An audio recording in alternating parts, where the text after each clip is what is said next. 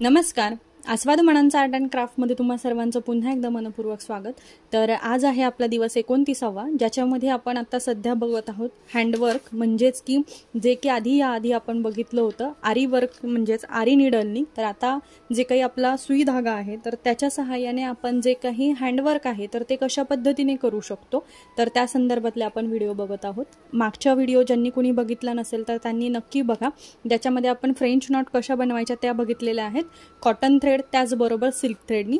तर आता त्यामध्येच आपण ज्या काही फ्रेंच नॉट आहेत तर त्याच्यामध्ये आपण वेगवेगळे जे काही आकार आहेत तर ते कशा पद्धतीने करता येतील या संदर्भातला व्हिडिओ बघणार आहोत. तर जसं की तुम्ही बघितलं असेल की लीफ जी आहे तर ती कशी बनवायची फ्रेंच नॉटच्या सहाय्याने, लॉंग फ्रेंच नॉटच्या सहाय्याने, तर ती आता आपण बघणार आहोत. चला मग सुरुवात करूया. तोपर्यंत जे कोणी चॅनलवरती नवीन असाल लाईक शेअर सबस्क्राईब करायला विसरू नका. त्याचबरोबर आपला जो दुसरा चॅनल आहे आस्वाद मनांचा याही चॅनलला भेट द्यायला विसरू नका. चला मग आता आपण सुरुवात करूया. तर सुरुवातीला काय करणार आहोत तर आपण एका लीफचा म्हणजेच की एका पानाचा आकार तयार करून घ्यायचा आहे. पानाचा आकार तयार केल्यानंतर आपल्याला मध्ये त्याला एक दांडा काढायचा आहे, जेणेकरून की आपल्याला त्याचा एक शेप तयार करता येईल, एक अंदाज आपल्यामध्ये तयार होईल. तर त्यासाठी मी इथे घेतलेला आहे सुई आणि कॉटन, आपला जो काही डॉली थ्रेड धागा आहे तर तो मी इथे घेतलेला आहे, तुम्ही बघू शकता. तर एंड जी काही नॉट आहे तर ती मी इथे टाय करून घेतलेली आहे, म्हणजेच की एक साधी आपली जी काही नॉट आहे ती नॉट देऊन घेतलेली आहे. त्यानंतर आपला जो काही धागा आहे तो धागा इथून पास करून घ्यायचा आहे. तर आता सुरुवात करताना काय करायचं आहे आपल्याला, सुरुवात करताना ह्या पानाचा जो काही मध्य आहे तर त्याच्यामधून आपल्याला जी काही आपला सुई आणि धागा आहे तो बाहेर काढून घ्यायचा. त्यानंतर या आधी सुद्धा व्हिडिओमध्ये मी दाखवलेलं आहे की आपलं जे काही सुई आहे तर त्या सुईमधून आपल्याला आपला जो काही धागा आहे तो ट्विस्ट करून घ्यायचा आणि त्यानंतर सेंटर जो पानाचा आहे तिथून आपली जी काही सुई आहे ती पास करून घ्यायची, जेणेकरून की इथे एक गाठ म्हणजेच की नॉट तयार होते आणि ती आपल्याला खाली खेचून घ्यायची. अशा पद्धतीने एक नॉट तयार होते. त्यानंतर आता आपला जो काही सेंटर आहे तर जिथून आपण आधी बाहेर काढलेली होती आपली जो काही सुई आहे ती, त्यानंतर तुम्ही डावा किंवा उजव्या दोन्हीपैकी कोणत्याही साईडला पण सेंटर मधूनच आपली जी काही नीडल आहे ती बाहेर काढायची. म्हणजेच की आपण जो काही सुरुवातीला जो काही धागा घेतला होता तर त्याच धाग्याच्या बरोबर खाली, आणि त्यानंतर पुन्हा ट्विस्ट द्यायचा आपल्या सुईला आणि त्यानंतर एकदम जवळ जास्त गॅप न ठेवता इथे ही सुई जी आहे ती आपल्याला पास करून घ्यायची. तर अशाच पद्धतीने त्यानंतर तुम्ही जी काही सुई आहे तर ती पास करून घ्यायची आणि उजव्या साईडला, आधी आपण डाव्या साईडला देऊन घेतली होती तर त्या दोन्हीचे सेंटर जे आहेत म्हणजेच की सुरुवात जी आहे तर ती एकदम इक्वल आली पाहिजे. 2 नंबरचे जे काही आहेत आता तुम्ही बघू शकता की हा जो आहे हा सेंटर आलेला आहे, तर त्या पानाचा सेंटर वाटला पाहिजे याच्यासाठी आपण त्या दोन्हीचे जे आहेत ते एकदम इक्वल साईजमध्ये घेतलेले आहेत. आता त्यानंतर पुन्हा आपण जे घेणार आहोत ते डाव्या साईडला घ्यायचं आहे.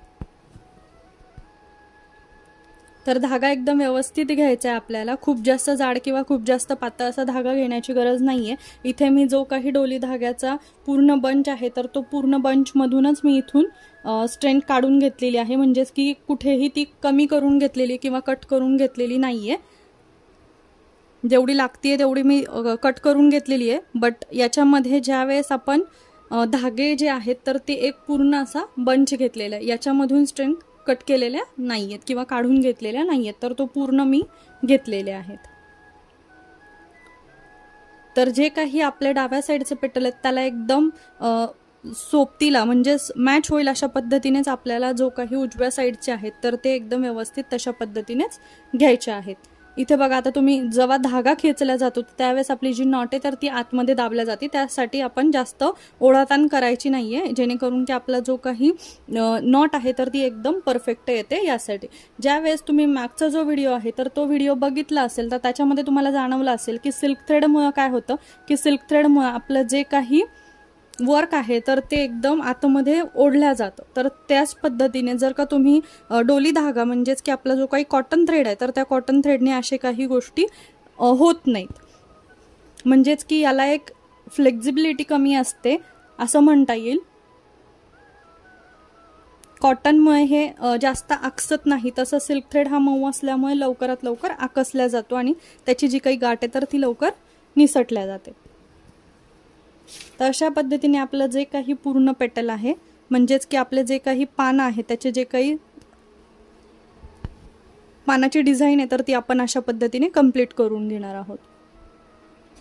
आता इथपर्यंत आपली जी डिझाईन आहे ती कंप्लीट झालेली आहे। त्यानंतर आता आपल्याला काय करायचं तर ह्याचा एंड कंप्लीट करायचं, तर त्यासाठी इथे मध्ये जो काही लीफला एक आकार असतो तर तो आकार आपण इथे देऊन घेणार आहे, म्हणजेच की त्याची जी काही मधली दांडी आहे तर ती उभरून दिसली पाहिजे, याच्यासाठी आपण एक सेंटर पॉइंट त्याचा देणार आहोत, जेणेकरून की आपला जो काही लीफचा आकार आहे तर तो कंप्लीट एकदम व्यवस्थित परफेक्ट दिसतो यासाठी।